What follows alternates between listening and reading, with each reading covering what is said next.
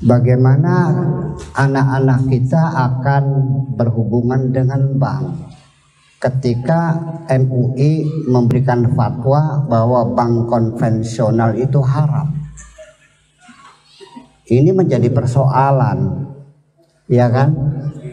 Bank konvensional itu diharamkan. Fatwa ini mah bukan undang-undang, tapi fatwa. Tapi kan membuat kita jadi tidak nyaman kaum santri nih. Ya kalau kita pinjam uangnya haram, usahanya kan jadi haram juga kan. Nah, kalau haram kan berarti tidak halal. Nah itu saya kira ini bukan hambatan agama tapi hambatan sosiologis. Jangan salah tafsiran. Nah, kenapa demikian? Ya karena dalam bank itu ketika kamu pinjam uang di bank, umpamanya 100 juta. Kan ada bunganya. Berapa sekarang? 1,3. 1,3. Berarti kalau kamu utang 100 juta, tiap bulan kamu bayar bunga 1.300.000. Kan begitu? Nah, ini dianggapnya adalah riba karena bunga.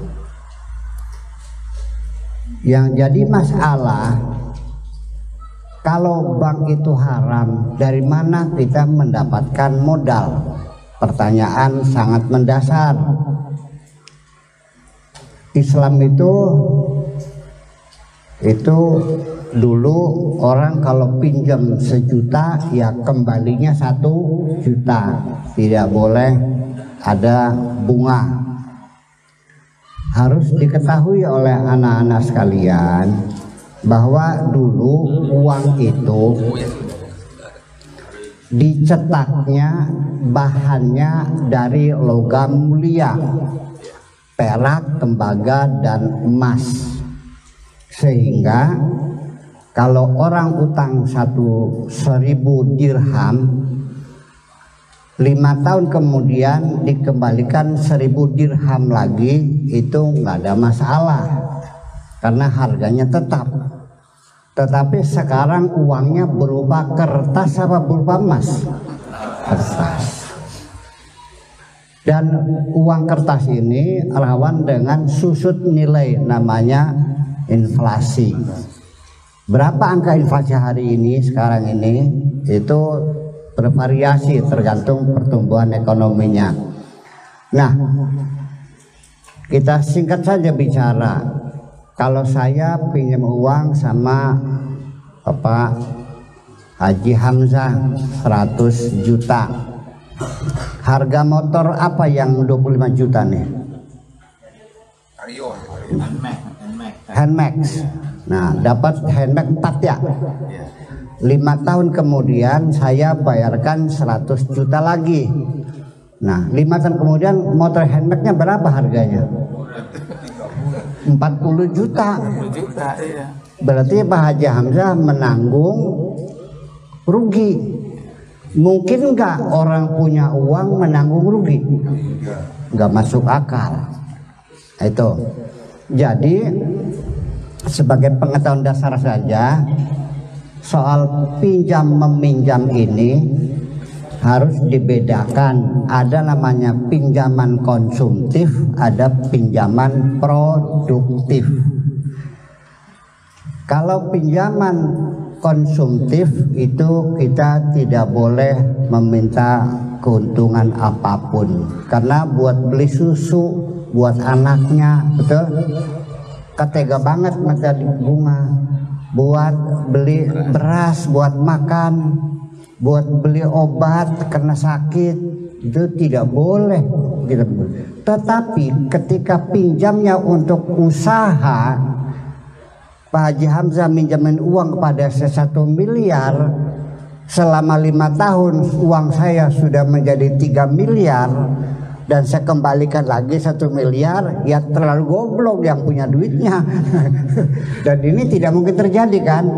Jadi kalau seandainya uang itu untuk usaha, pinjaman produktif, maka logis sekali yang punya dana juga mendapat keuntungan gitu. Sekarang saya ingin bertanya, menguji kecerdasan anak-anak kita.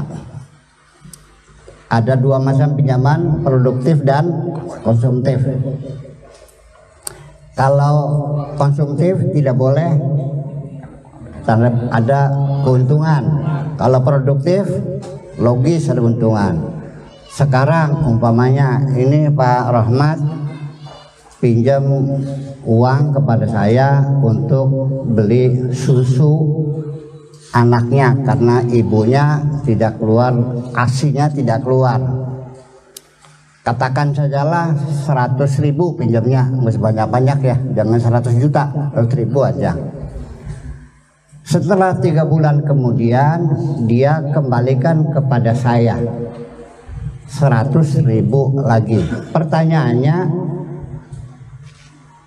saya berdosa enggak? Kalau dikembalikan lagi 3 bulan kemudian 100.000 lagi, saya berdosa enggak? Kalau saya minta bunga menjadi 130.000, itu namanya riba, itu namanya dosa. Sekarang beliau kembalikan pada saya 100.000 lagi, saya berdosa enggak? Berdosa. Berdosa. Dari mana dosanya?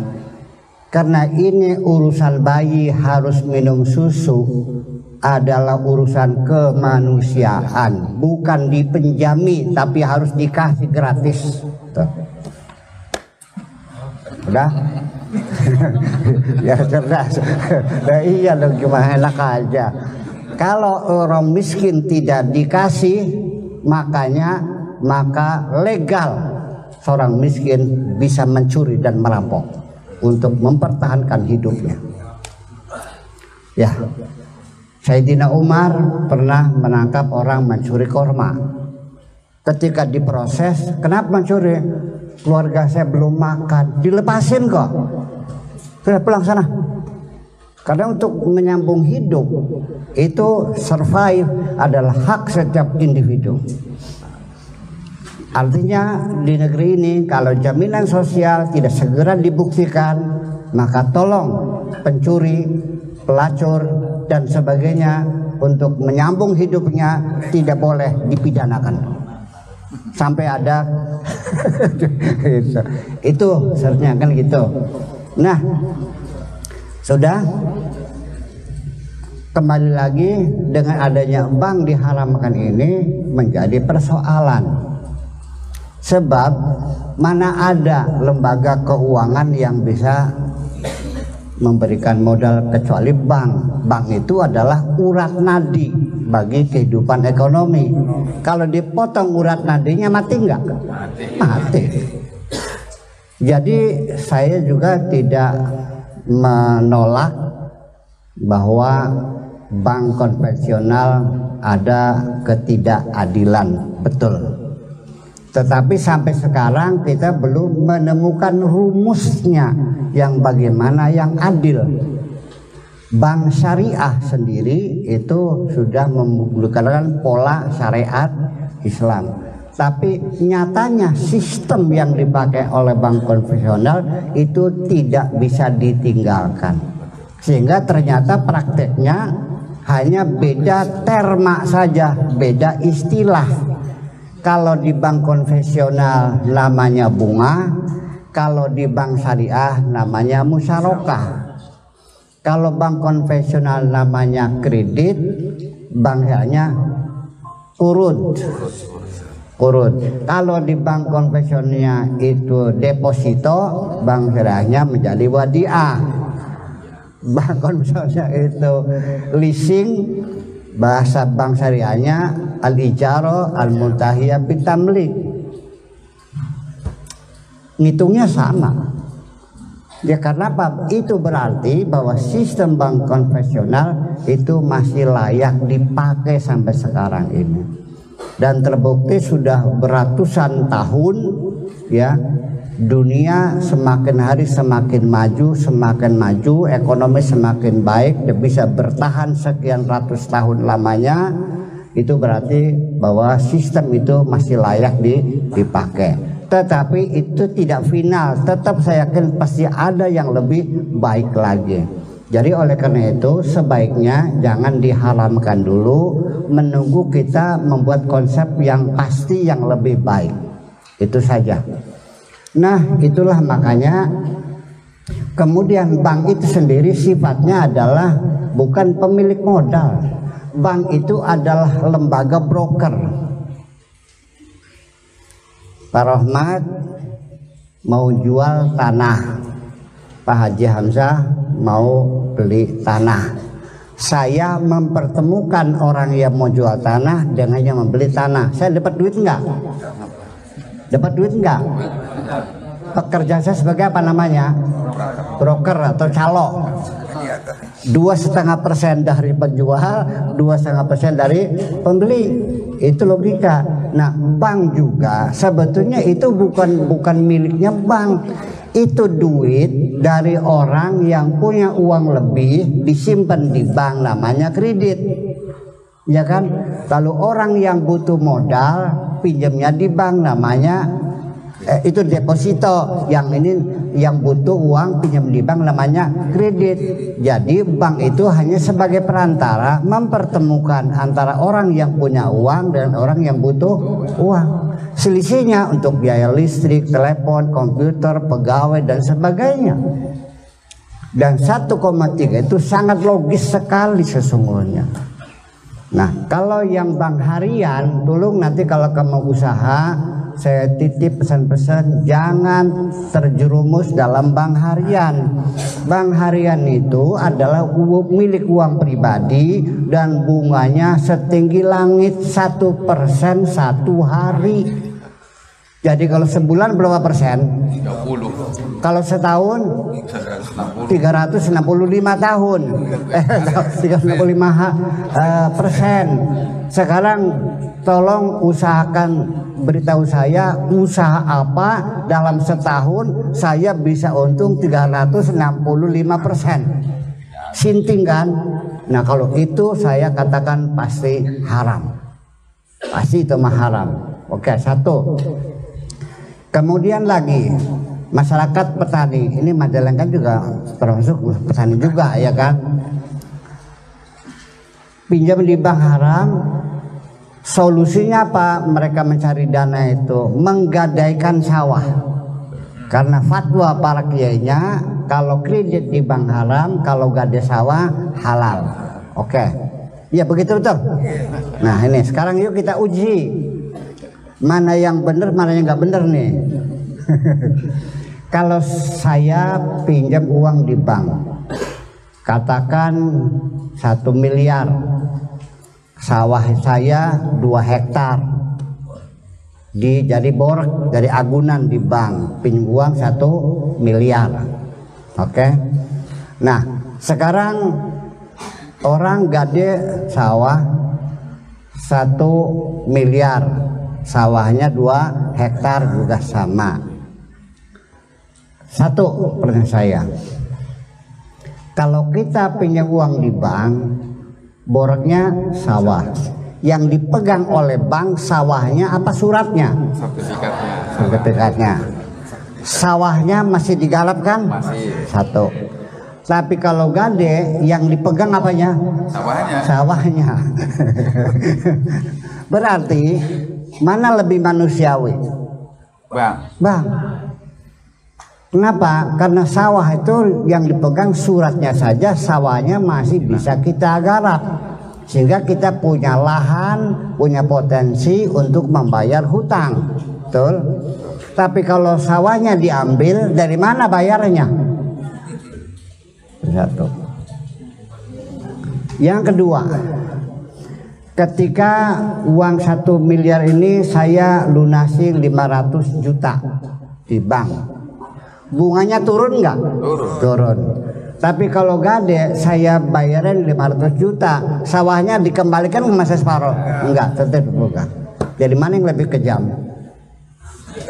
Gade lebih kejam. Jadi terbalik saya kira mungkin ya gitu. Mungkin gade ini haram, kredit yang halal, jadi jangan balik-balik gitu mah. Jadi punten kepada para ajengan nih, kalau nggak ngerti perbankan jangan menghukumi, gitu aja dah. Ya, ini satu mukadimah dari saya. Nanti saya lanjutkan lagi. Ini saya minta kepada teman saya, Bapak Haji Hamzah, untuk menyampaikan pengalaman. Sampai sekarang uangnya sampai puluhan miliar tuh, bagaimana asalnya gitu. Mohon silakan.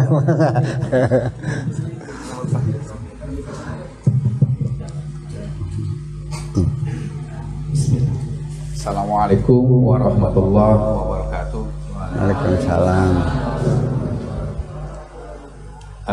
Sebelumnya saya mohon maaf apabila nanti pengalaman dari saya pribadi tidak begitu rinci karena memang keterbatasan waktu, tetapi saya ingin mencoba memberikan sedikit arahan tentang berbisnis.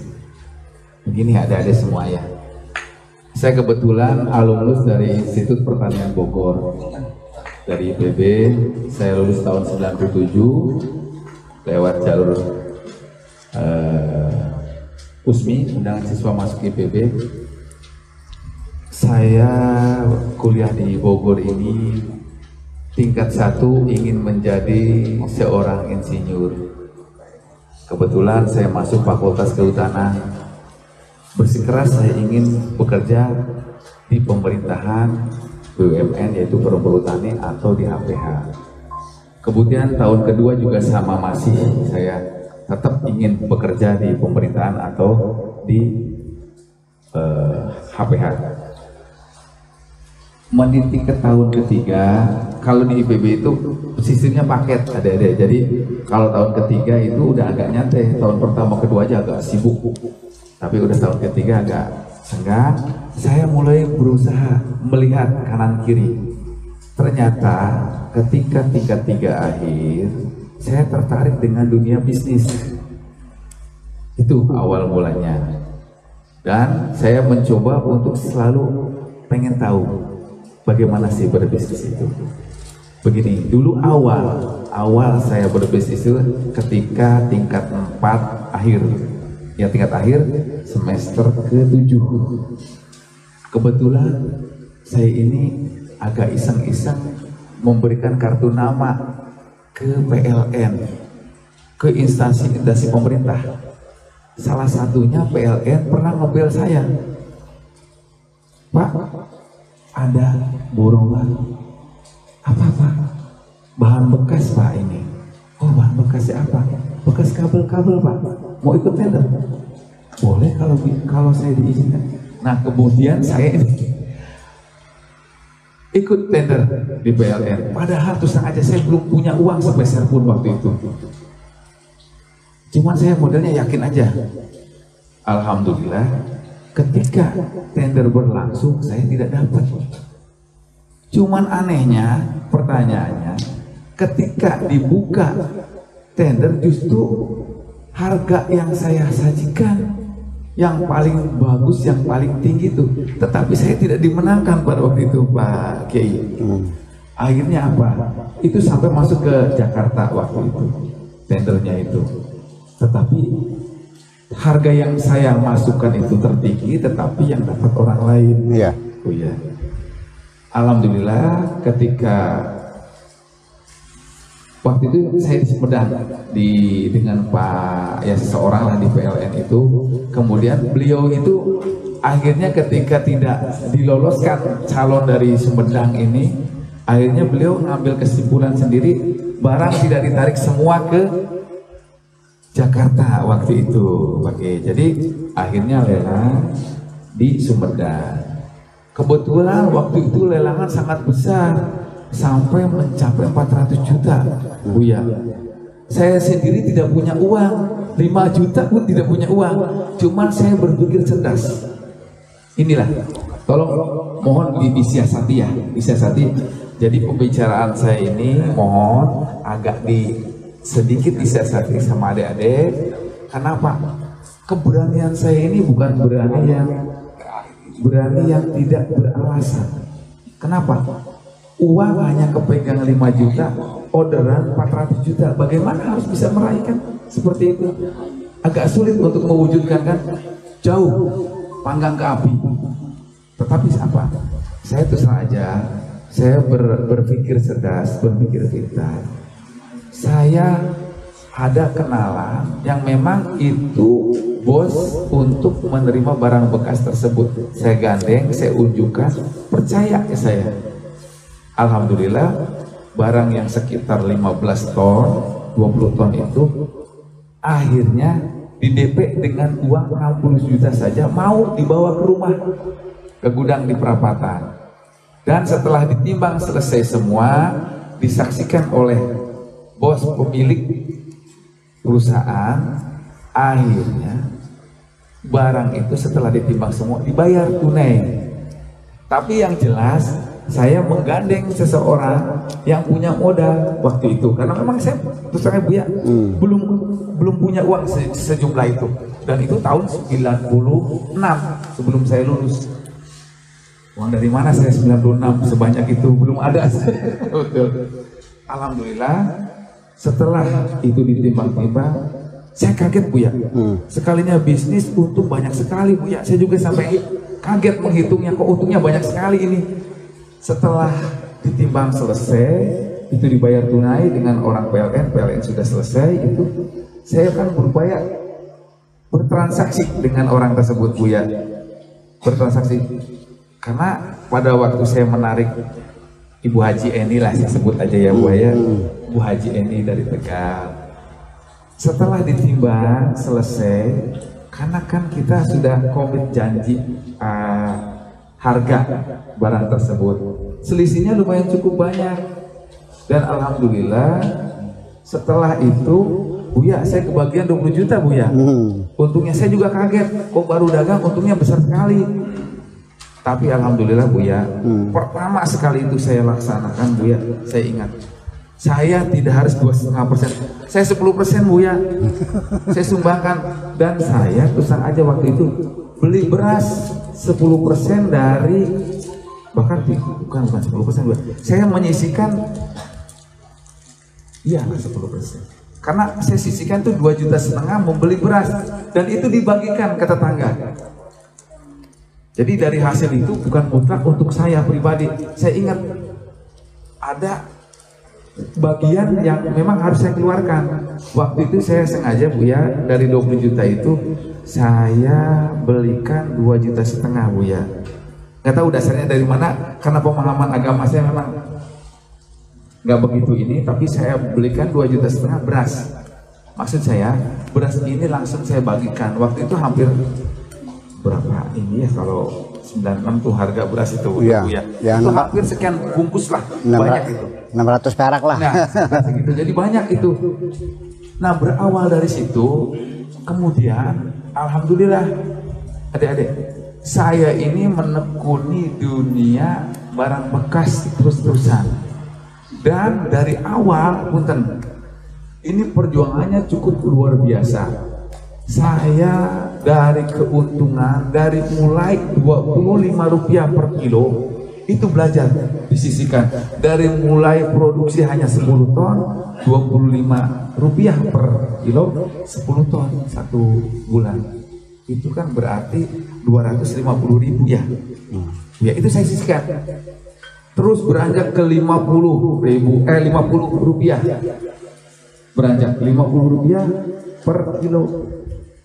Diambil dari keuntungan, pokoknya saya untung tuh 200 rupiah, itu jadi 150 saja saya itu ngambil keuntungan. Tonase cuma 10. Kemudian bertambahnya waktu seiring terus menerus sampai pun saya pada titik 300 ton per bulan produksi saya. Itu sudah lumayan cukup. 300 ton per bulan, 50 rupiah per kilo, itu kan jadi 15 juta ya. per bulan itu. Terus bertambah, saya tambah lagi 75 rupiah per kilo. Ternyata adik-adik puntennya, uang yang sedikit itu tidak ada artinya. Mungkin ada jatuhan di tanah juga 100 rupiah nggak bakalan diambil lah, kayak dianggap angin lalu. Tetapi kalau pengaliannya sudah 300 ton, itu luar biasa dari. Nah itu belajar ikhlas kita ketika hal yang sepele, tetapi ketika berkalinya dengan 300 ton itu berarti 300.000 kilo. Nah kalau udah kali 300.000 kilo kali 100. Kali 100 kemudian saya bertambah kali 100 itu udah 30 juta per bulan. Nah itulah selisih-selisih dari hasil usaha untuk, kalau saya nyebutnya dana umat seperti itu. Dana umat. Itu adik-adik punten, belajar kecil, belajar dari yang sedikit dulu. Ketika besar kita semakin mensyukuri nikmat Allah, itu Allah terus akan menambah dengan dari segala arah yang tidak disangka-sangka. Kita bisa dipercaya orang, kita juga berbagi dengan masyarakat sekitar jadi tenang. Kayak semacam nikmat yang tidak bisa dimiliki orang lah, dan tidak bisa diungkapkan dengan kata-kata seperti itu. Dan yakin penuh, jangan, ya ini kan pelatihan entrepreneurship, jadi jangan sekali-kali adik-adik berdiri sekali-kali di keraguan. Kalau berusaha itu optimis dan yakin, ketika gagal itulah keberhasilan yang tertunda. Saya juga banyak jatuh bangun, sama jatuh bangun banyak. Tapi ketika kita yakin dengan apa yang kita jalankan, jangan sekali-kali menjadi ragu ke depan. Terus mencoba, dan terus berinovasi. Insya Allah, Allah bersama kita, Allah memuliakan kita dengan jalannya, dengan kemudahannya, karena tidak disangka-sangka. Kemudahan Allah itu tidak disangka-sangka. Kita kenal dengan perbankan, jadi percaya sekali dengan kita seperti itu. Kita kenal dengan seseorang karena tahu kita ini berkomitmen dalam berbisnis, sehingga mereka pun percaya dengan kita. Ya sudah, akhirnya kita banyak teman, banyak kawan, dan banyak juga tali silaturahmi kita jalin itu dengan ngobrol nganggur saja, menjadikan kita itu ke arah bisnis atau berdagang. Jadi punten adik-adik, mohon ke depan kalau memulai usaha, usahakan jangan hanya sekedar untuk penyambung hidup saja. Tolong usahakan berkembang sehingga adik-adik juga bisa bermanfaat untuk yang lainnya, untuk teman, begitu. Jadi tidak hanya untuk satu mulut adik-adik aja, bisa berkembang pesat sehingga bisa menghidupkan kayak saya mungkin ada banyak karyawan di situ kan, bisa mereka itu bernaung di kita, memulai rezeki dari kita, tapi ya intinya sih dari Allah, tapi dari kita gitu. Jangan pola pikirnya, jangan berpikir kita akan bekerja. Awalnya kan saya begitu kuliah, saya akan bekerja di Perum atau di HPH. Tapi ketika saya mencoba untuk berkarya sendiri, kan orang lain yang bekerja di kita.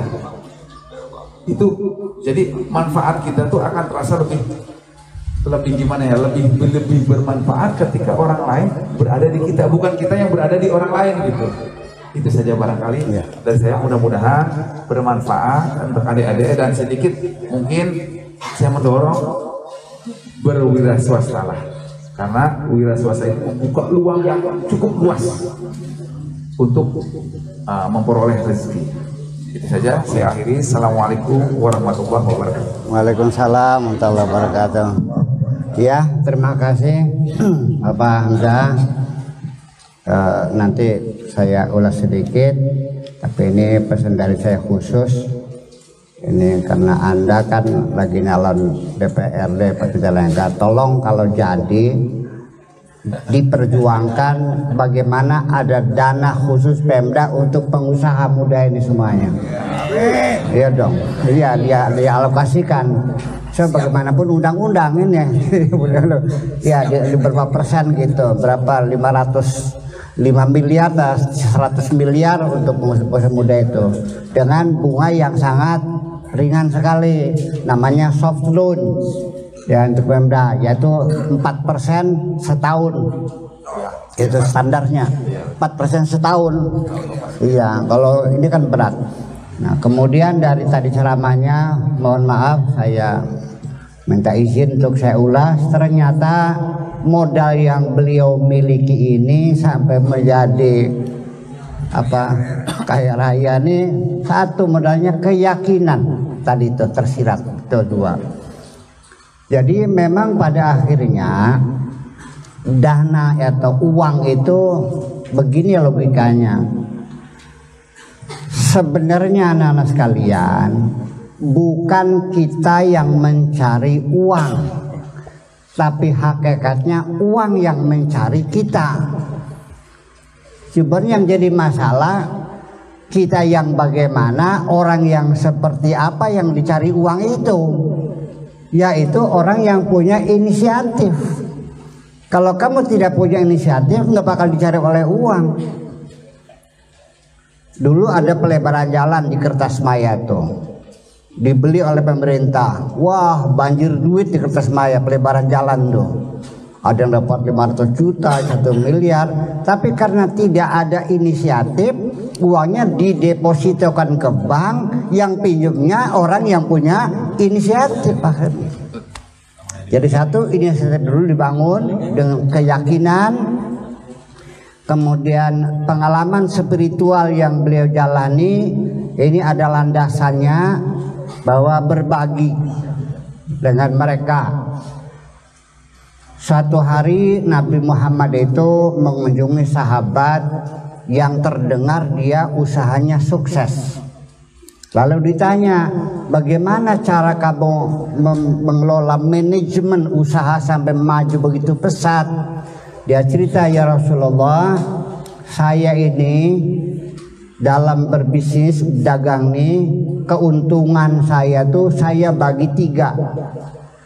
Sepertiga saya nikmati buat anak istri saya, sepertiga buat tambahan modal, sepertiga buat bagi-bagi sama fakir miskin. Lalu Rasulullah berkata, barang siapapun yang berbisnisnya mengelola uangnya seperti ini, saya akan langsung mendoakannya. Paham? Jadi kalau doanya saya ngebul paling juga. Tapi kalau doanya Kanjeng Nabi mah pasti dikabul dong. Nah itu makanya, jadi logikanya ternyata bahwa orang dermawan itu nggak mungkin akan semakin miskin. Orang dermawan itu pasti akan terus semakin kaya. Yang jatuh miskin itu adalah orang medit. Namun bahasa Sunda medit, oret. Orang oret itu. Kenapa? Orang yang medit nih, orang yang oret nih, itu orang yang mengeluarkan hartanya tidak secara sukarela, tapi dipaksa oleh Allah.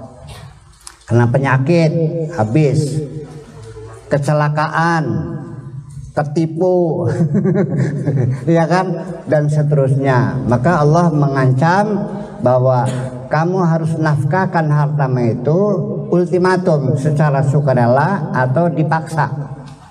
Anfiqu taw'an au karha, sukarela atau paksa. Kalau sukarela kamu tersanjung jadi tokoh masyarakat. Nyalon DPR jadi, ya kan gitu. Nyalon kuwu jadi, ya gitu. Ditokohkan, tersanjung, dipuja, disanjung, dihormati. Tapi kalau tidak, nanti uangmu akan dipaksa oleh Allah, dikeluarkan dengan penyakitnya, dengan penipunya, dengan segala macamnya. Akhirnya keluar enggak? Sama juga. Itu satu. Jadi anak sekalian, kemudian kembali kepada permodalan tadi. Kalau Anda kan terpaksa pinjam uang di bank, silahkan, ya kan. Abaikan saja pendapat pribadi yang mengharapkan perubahan pensional itu, silakan boleh pinjam saja. Tapi saya ingin menganjurkan kepada anak kita, kalau bisa pinjamnya kepada bank negara saja, terutama seperti BRI gitu, karena pasti bunganya murah dan juga jaminannya pasti, nggak mungkin akan bangkrut, ya kan gitu. Nah, dan kemudian nanti apabila ada halangan juga tidak begitu mudah disita semuanya kalau bank negara mah. Kalau bank swasta mah langsung disita. Jadi memang agak lambat dikit ya, tapi lebih aman kita pinjam. Kemudian kalau bank itu untungnya untuk negara itu kita juga, namanya dari kita untuk kita, itu satu. Nah, anak sekalian, ini kemudian bagian yang terpenting dalam bisnis itu ternyata bukan produksi, bukan distribusi, bukan transportasi, tapi distribusinya ini, pangsa pasarnya inilah yang menjadi persoalan. Siapapun punya duit bisa bikin geblok, bisa bikin tape, bisa bikin segala macam, tapi menjualnya kemana? Nah, ini persoalannya. Saya punya ide sejak 15 tahun yang lalu membuat network kerjasama antara pesantren, namanya Konsorsium Pesantren Seluruh Indonesia. Kita punya anggota 12.000 pesantren. Ya, itu nanti kita bikin network. Barangkali pesantren sini memproduksi apa? Daging, memproduksi kerupuk, tempe, nanti itu yang membeli siapa? Dari kita untuk kita. Nah, kita pamerkan produk pesantren itu setiap 4 tahun sekali. Di Surabaya sudah, di Jogja sudah, di Bandung sudah. Nah, tinggal di Cirebon ini terhambat dengan Pilpres, jadi kita ditunda nanti setelah Pilpres saja. Nanti soalnya dikiranya kampanye lagi. Itu, insya Allah kita buat itu semuanya. Ya, saya berbuat tidak mesti harus saya menyaksikannya. Saya berbuat tidak mesti saya harus menyaksikannya. Yang penting saya berbuat, nanti yang menyaksikannya kamu semuanya. Dalam berbisnis, dalam Islam itu kita berbuat apapun jangan berharap harus menyaksikannya. Ya, kata Rasulullah bilang, sekalipun engkau tahu besok akan kiamat, di tanganmu ada bibit, tanamkan saja, tidak ada urusan. Nenek-nenek, kakek-kakek nanam kelapa. Kalau kelapa berbuahnya berapa tahun? 15 tahun. Ditanya, kakek nanam apa? Kelapa.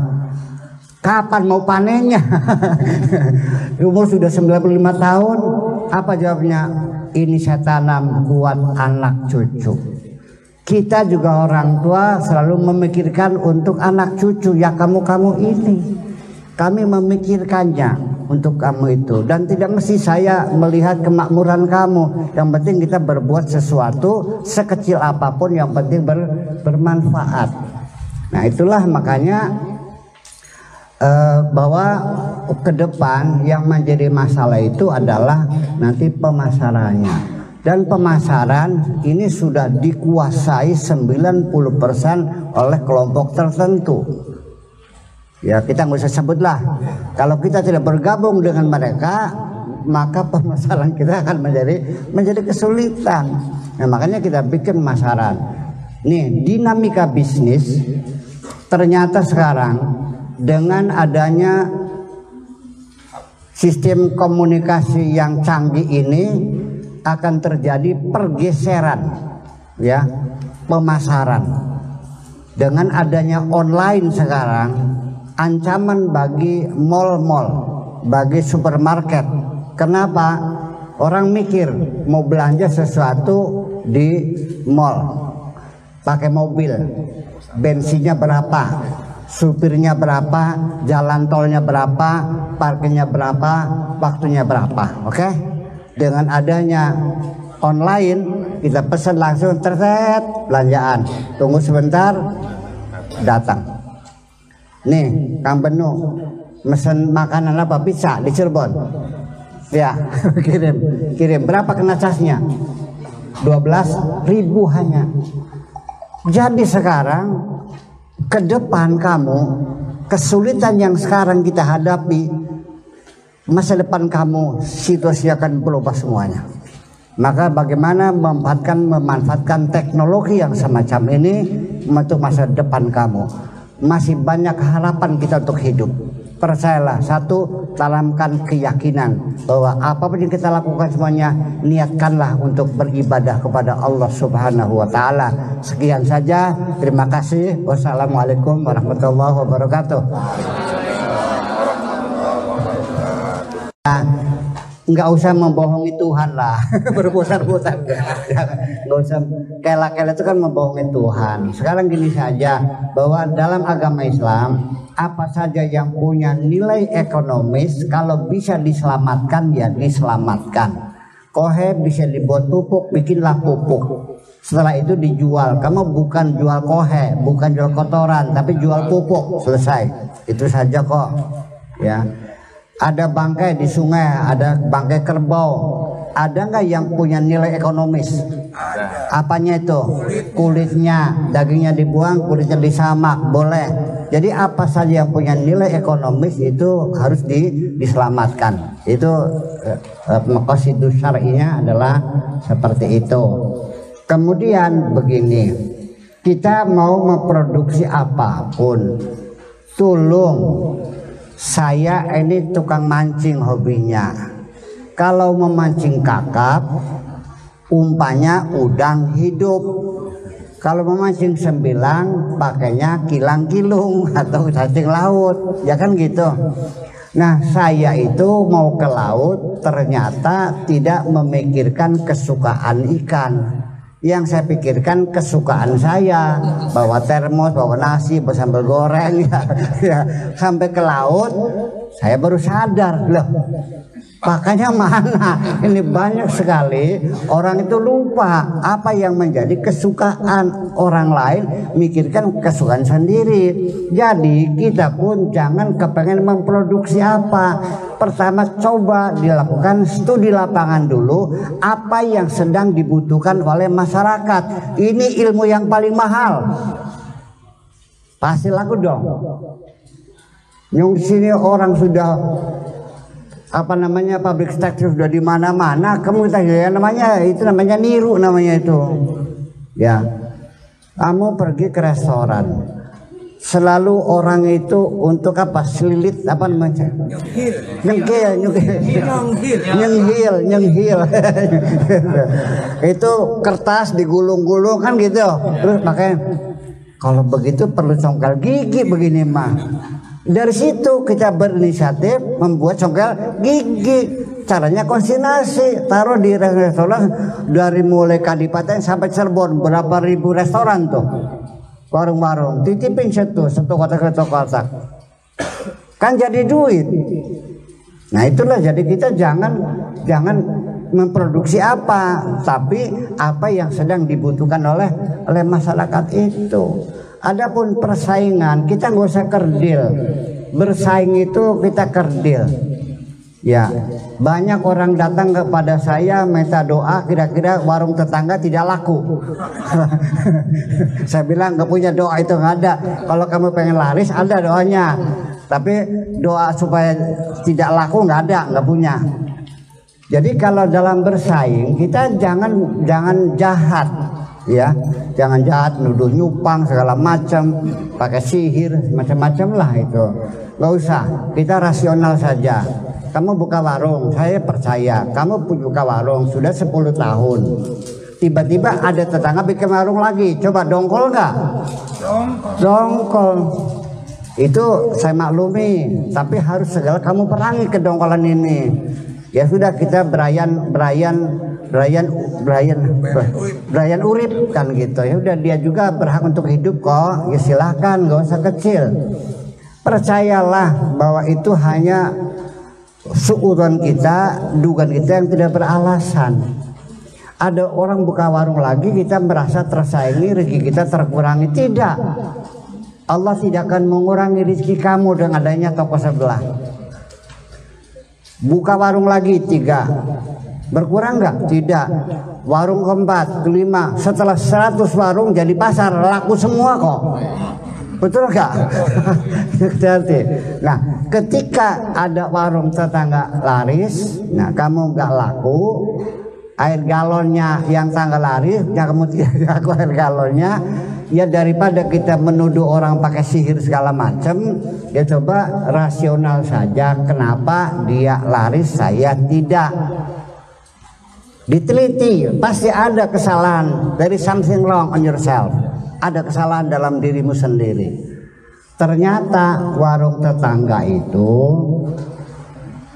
pelayannya ramah sekali, sereseh, ya kan? Masa, iya gitu, ramah tamah, manis.